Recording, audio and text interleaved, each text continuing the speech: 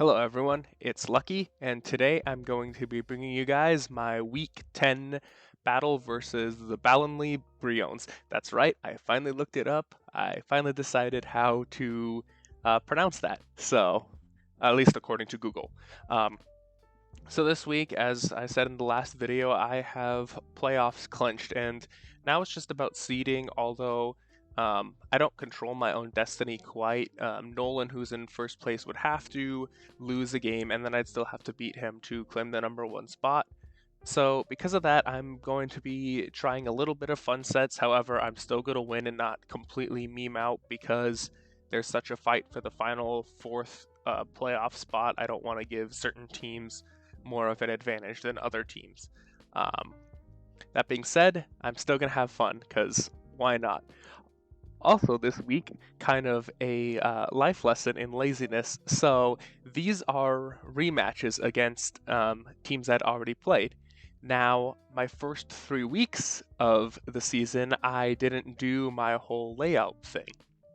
And so, if I'd done that earlier, then coming into the rematch, it would be much simpler and my slides would be super easy to make, because that's the part that's the most tedious, is putting in the sprites, in my case the Pokemon Shuffle sprites, or if they don't have it, just other sprites in the team layout.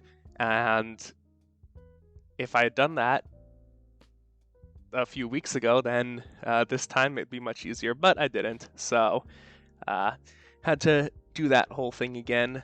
Luckily, no matter who I play in playoffs, I will have a layout already done, so it'll just be switching up a few things based on what I'm bringing in the team, but much faster. So do things the first time, and then the second time things will go much faster.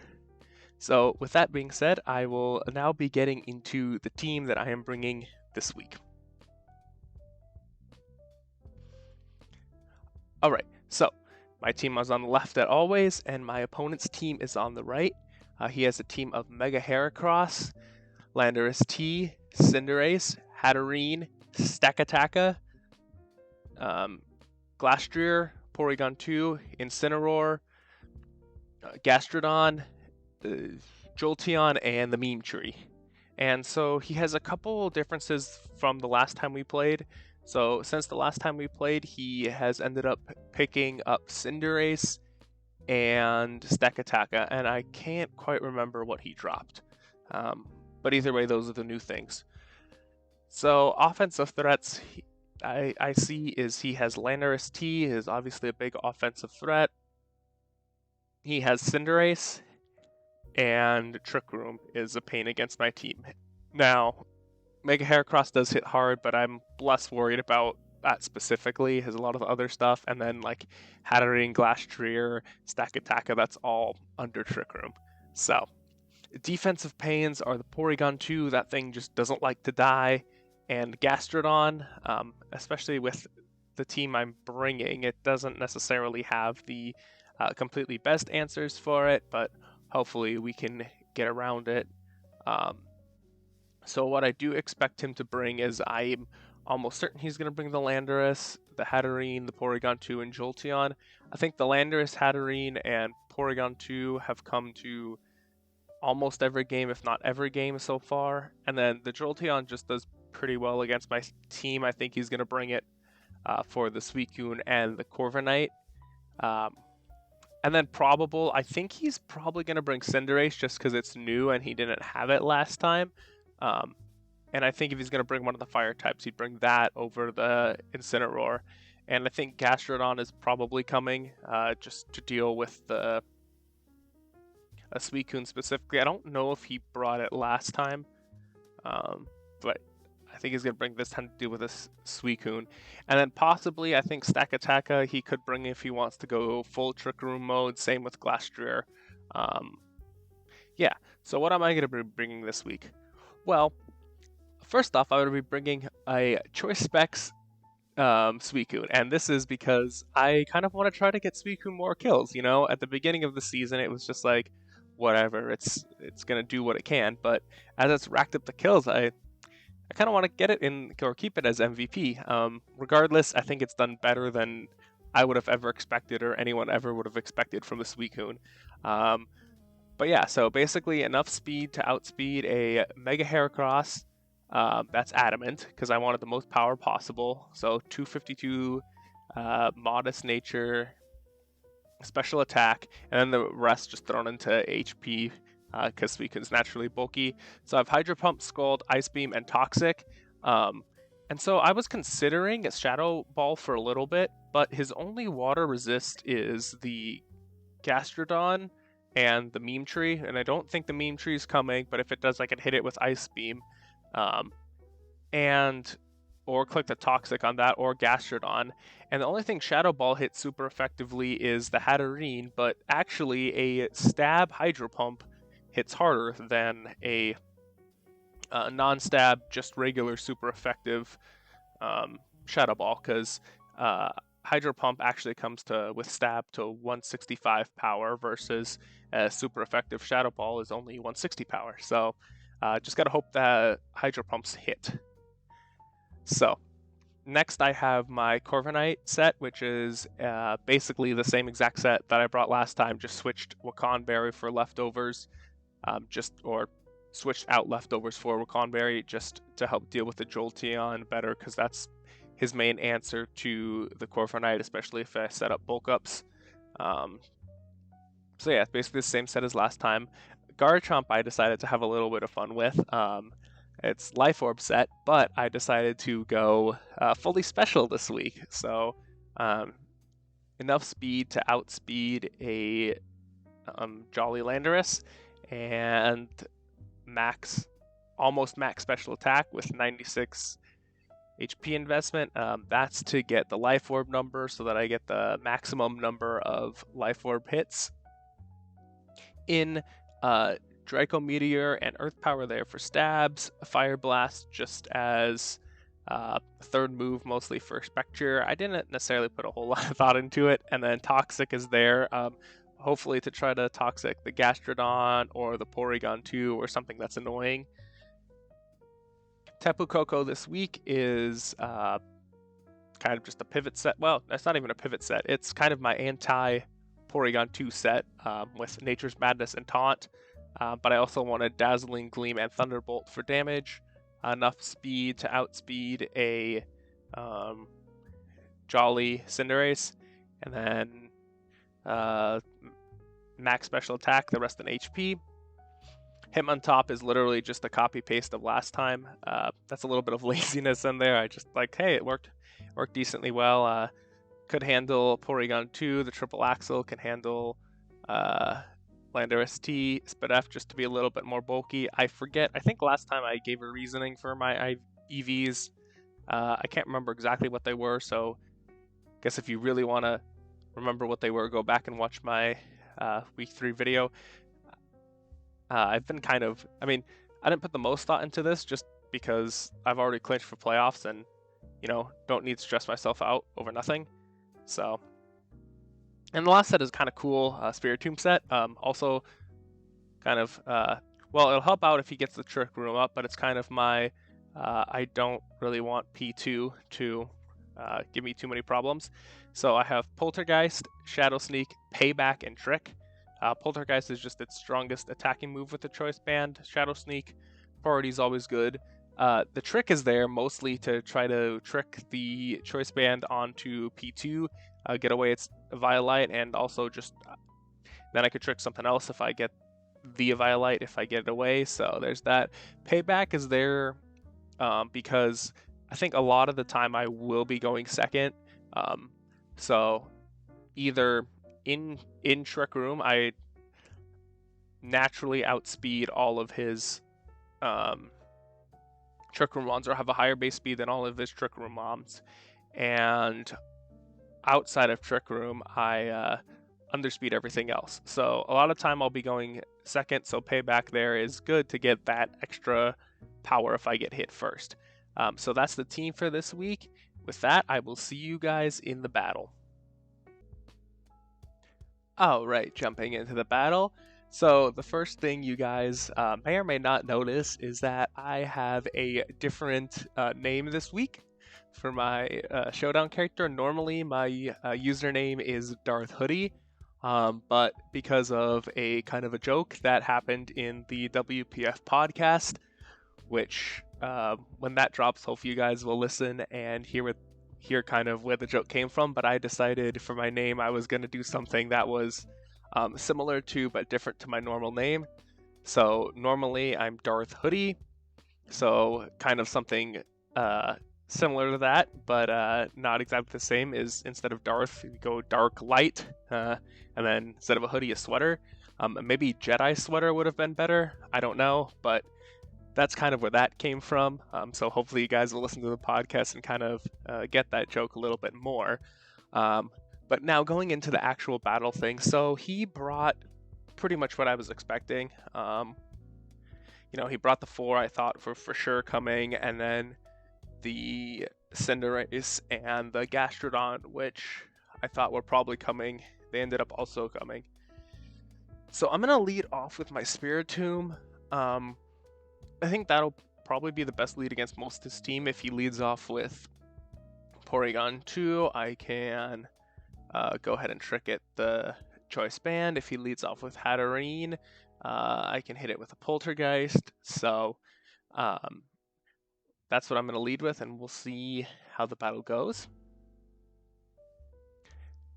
As he leads off with Landorus. Now, I thought for a little bit about just clicking the Poltergeist anyways here, but then I'm like, oh wait, I'm already at -1 attack. That's not going to do that much, and Corviknight's a pretty safe switch in. So that's what I'm going to do is switch into the Corviknight. As he goes for the Earthquake, I'm immune to that, so I'm just going to go ahead and set up a bulk up here. As he goes into Jolteon. Now, I know that I can live anything because I have my Wakan Berry, and so I kind of want to just get damage on this Jolteon, so I'm just going to go for the Body Press right away. As he doubles out into Lando T, and I click the Body Press, which doesn't do much, but this is going to give me a chance to set up some more bulk ups as he starts setting up Swords Dances.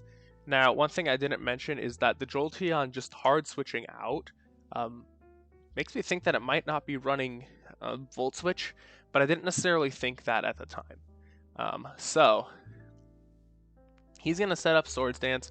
I'm going to continue setting up bulk ups here as he sets up another Swords Dance. And here I decide that I'm just going to go ahead and click the Iron Head. I'm at 2 times attack. I'm going to see how much damage I could do. So I click the Iron Head, do 60%. That's 2-hit KO. I know he can't kill me with anything. Maybe I should have just bulked up more because I have pressure and just stalled him out of whatever move he's going to go for. And at that point, I could have just won the game, or I could have gone for Roost here. But instead, I just go ahead and take it out with Iron Head. And so here he goes to Jolteon, and I'm going to make a bit of a misplay here in that I don't know what he's going for. Maybe he's going to go for the Thunderbolt. I think maybe he's going to just Volt Switch out. Whatever. I'm just going to go ahead and Roost as he clicks the Thunderbolt. And honestly, the reason that's not a great play is that what I should have done, knowing hey live, is either go for the Body Press at 2.5 defense or just switch out and lose it, because now I'm at not much more health than I was at before, and a little bit more health but not much before, and I don't have my Wakan Berry anymore. So really I should have just done the play I'm going now and switch into the Garchomp, either done that first or click the Body Press. So he clicks the Thunderbolt, I'm immune to that, and so I'm just going to click the Earth Power, because with Landorus T being gone, nothing is immune to that. That's just a safe play, and so that's what I'm going to click. So he switches out into Hatterene, and we see the Air Balloon. So it, yeah, there is something that could switch into Garchomp. So I'm like, well, I just need to pop that balloon somehow. That's good prep for the Garchomp. And I don't know how much if I was actually running fully physical and I had poison jab, how much that would actually do to it. But here we're going to switch out into Spiritomb. And this is a bit of a risky play, because if he went for Dazzling Gleam, he would have done a ton of damage. I think I probably still would have been able to live, because Spiritomb's pretty bulky. But he just goes for the Draining Kiss. That does a lot. That would be a 2-hit KO, but this time I made sure I outsped it, and I didn't go for like min speed, because that doesn't actually really do anything for me now that I think about it, other than maybe taking less from Gyro Balls from Stakataka. And so I'm just going to go ahead and click the Poltergeist here, see what comes in, because I don't think he's going to switch P2 straight in. So I go for the Poltergeist, and that does a chunk of damage. Now here, I know that he's going to calc that and see that I'm Choice Band, so I'm going to double out into Hitmontop, predicting the Porygon 2 to come in. And that's exactly what happens. And so I'm just going to set up my Bulk Up here as he teleports out. Now here I make a second little misplay in the game, in that I go for, I'm going to click Triple Axle, predicting that maybe he's going to double and try to bait into the Tatterine and try to bait a close combat out of me. I probably should have just either clicked Close Combat or even Rapid Spin to get the speed boost there. Yeah, as he just stays in with Jolteon, and I do hit all 3 triple axles, but I don't get the kill. And so here I'm going to go for the Rapid Spin, just to get the speed boost as he goes into Cinderace. Now there, again, I probably should have just clicked the Close Combat to either kill the Jolteon or kill whatever he's Volt Switching into. So, bit of a misplay with Hitmontop, as has been the case a lot this season. He goes ahead and kills me with Pyro Ball. But here I'm switching into Suicune, get a free switch in. I know he's going to switch out. So I go ahead and click the Ice Beam, hoping to catch the Gastrodon, which I do. And so here I'm just going to click it again. I don't think he's going to leave Gastrodon in to die, but he might. So I'm just going to click Ice Beam again as he switches out into the P2. And here I'm going to get my switch into Spiritomb, and luckily he stays in, and or he tries to click the Psychic move, which doesn't affect Spiritomb. So here I'm going to Trick and try to get the Eviolite off of this P2, and Trick at a Choice Band, which will neuter it the rest of the game. As he stays in, I get off the Trick, and he tries to teleport out, which I guess was a play he thought normally would be good, but luckily I was able to trick the Choice Band on him, so that P2 can't really do much the rest of the game. So here I'm just going to Shadow Sneak to try to get some damage off, and because I don't really need Spiritomb anymore, it did its job. As he U-turns out, and so Spiritomb's alive to live another day. Here I Trick again. I want to get the leftovers off Gastrodon as he reveals the rest. Now that is great prep. I'm assuming that is prep for my Suicune specifically, because he's seen that part of the way I like to, or I have dealt with water absorbers in the past with my Suicune, has been to click Toxic, and this would get rid of that, and this is built to 1v1 that Suicune, I'm guessing. So I get leftovers on my Spiritomb. Here I'm going to switch out into Corviknight as he's resting, and I think he might switch out here, and so I click Body Press as he's still resting. Probably what I should have done was click the Bulk Up first. Although Jolteon could have come in, it's not the biggest deal. So maybe I should have clicked the Bulk Up first, because then Gastrodon would have still been sleeping, wouldn't have wasted its sleep turns for later. But yeah, so now I'm going to click the Bulk Up as he's recovers from rest and click Scald. And here I know I'm playing with fire, or water in this case, and if you play with fire, you're going to get burnt, so I figure I'm eventually going to get burnt with Scald. But I just want to try to do damage to this Gastrodon and get it in range of something else. So, just click Bulk Up, see what I can do, as he clicks Scald and does get the burn. So that's expected. I knew it was going to happen eventually here. Like I said, just trying to do damage. There, you guys predicted me to roost. But yeah, so here I Bulk Up again. Here I'm like, you know what? I don't know what's going on. I'm just going to click Body Press as, hey, he doubles out of the Jolteon, which is nice. I guess he thought I would switch out into probably the Garchomp on the Jolteon, because it is a pretty safe switch in. So, yeah. But at this point, it wasn't really that important. Corviknight was what I didn't need Corviknight anymore. I was just willing to let it go down. So, yeah, that worked out for me. I popped the balloon, so now Earth Power is free against his team. Here, I'm just going to click the Iron Head to try to do what damage I can as he switches into the Gastrodon. I get the crit, which, I'll take it. I don't know how much I should have done otherwise. The burn's whittling me down. Here, I'm just going to click Body Press again. As he clicks Scald, and the burn is going to take me out. Now, that is actually a good thing, because his Gastrodon is pretty low, and so he's in range of a Specs Ice Beam from Suicune, and yeah, so I'm going to click Ice Beam, and he's going to stay in, and I kill the Gastrodon. Kill 18 for Suicune. If I was better at editing stuff, I'd have like a little kill count for Suicune up there, but I guess I'll just have to keep it in mind. So that's kill 18 for Suicune.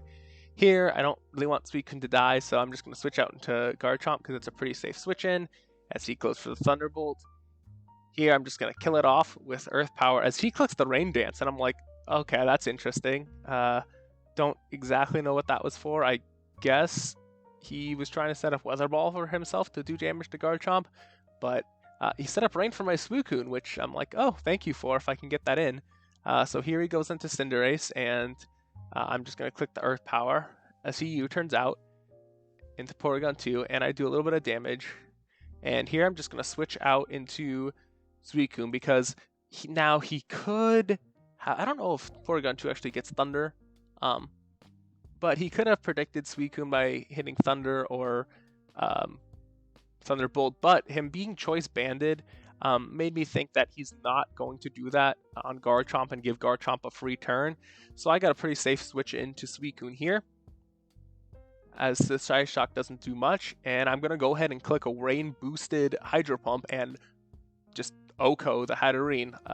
So yeah, Rain's still up, Hydro Pump, kills the P2, assisted by Spiritomb for tricking the Eviolite off of the P2. And so here he's just going to Cinderace, who can't kill me, and I'm going to click Hydro Pump, hope it hits, and I do. That is a nice 4-0 victory. 4 more kills for Suicune, so that's up to 21-2 on the season now. Who would have ever expected that from a Suicune? No matter what the season ends, even if I bring it to the next 2 games and it does nothing and it ends up at 21-4, I still think that's probably one of the best seasons Suicune has ever had. But yeah, good game to Zicofool. I actually, although I've been, a little unlucky sometimes this season with either rolls, and a lot of games haven't necessarily been the best, or I've taken a decent amount of 30% statuses. The one thing I have been pretty lucky with so far this season is I don't think I've missed any moves, at least any crucial ones. Like, I think I've hit all of my Hydro Pumps, I've hit all my Stone Edges. So knowing that just means that I know I'm going to end up losing a playoff game due to missing a less than 100% accurate move. So I don't know if maybe I just won't bring those or what. But yeah, I have been pretty lucky with that so far, so I guess I shouldn't really complain too much. But yeah, good game to Zicofool, and we will see you guys next week for our Week 11 battle versus JK41.